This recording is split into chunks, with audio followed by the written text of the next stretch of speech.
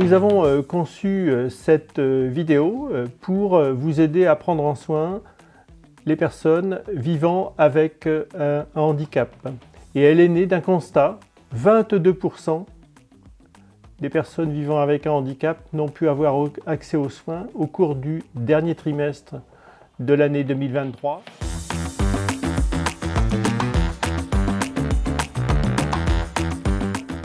La consultation doit être ou peut être préparée dès la prise de rendez-vous, notamment par la secrétaire qui accorde le rendez-vous. Deuxièmement, il y a aussi la possibilité d'accéder à l'essentiel du dossier clinique dans Mon Espace Santé, où figurent théoriquement les principales informations concernant cette personne.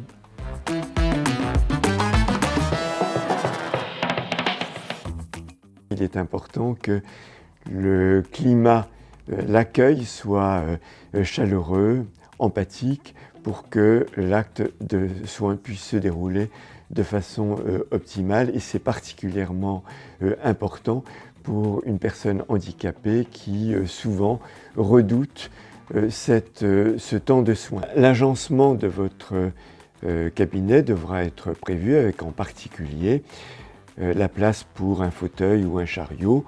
Il sera important que vous utilisiez des mots simples, compréhensibles, et que vous puissiez vérifier que la personne a vraiment bien compris ce que vous alliez, chaque geste que vous allez réaliser et l'objectif de chaque geste.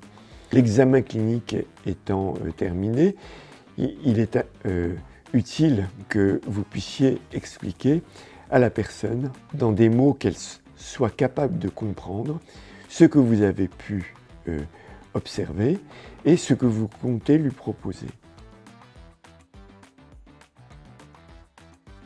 La place de l'aidant, familier ou professionnel, au cours de la consultation d'une personne handicapée est essentielle.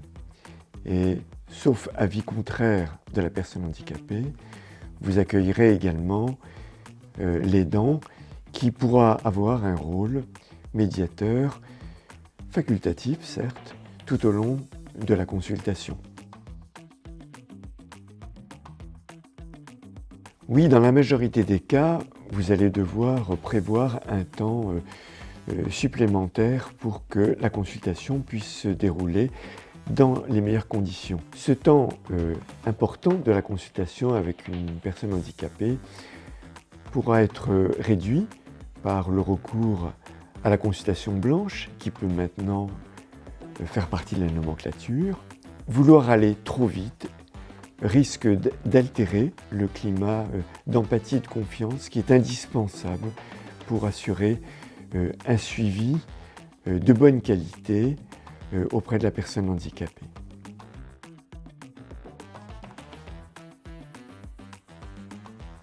Les fiches proposées par Santé BD, qui sont très nombreuses et illustrent de nombreuses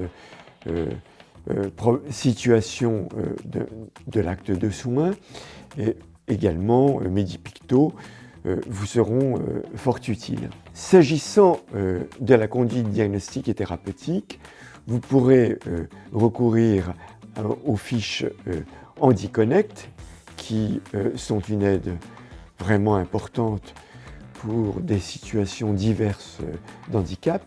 Vous pouvez aussi recourir aux fiches PNDS, protocoles nationaux de diagnostic et de soins, qui sont maintenant assez nombreuses. Des formations en e-learning sont proposées par des associations syndromiques, par exemple Trisomie 21, le syndrome d'Angelman ou le syndrome de Prader-Willi. Vous pouvez aussi, si vous avez plus de temps, recourir à des formations en présentiel qui sont proposées par des universités, de nombreux diplômes d'université ou interuniversitaires. La consultation ou la prise en soin d'une personne en situation de handicap, c'est premièrement du temps. du temps dédié à la consultation elle-même, à la préparation de la consultation, à la préparation du dossier. Le deuxième point, c'est l'anticipation. L'anticipation au travers de la connaissance de la personne.